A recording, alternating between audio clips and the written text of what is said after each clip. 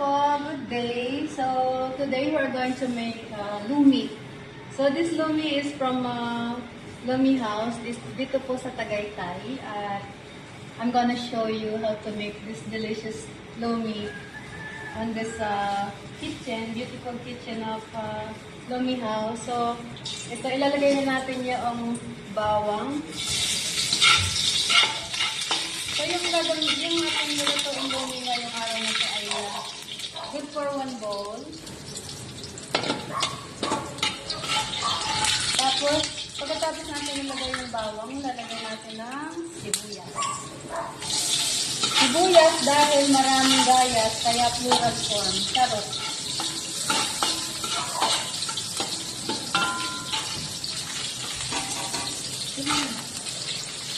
Tapos ilalagay po natin yung pork stock or caldo. We call it caldo. Ilagyan po natin siya ng sa kalahating takal. Good for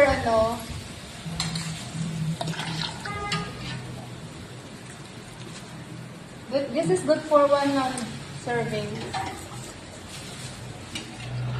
Yan. So, hintayin natin medyo kumulo siya.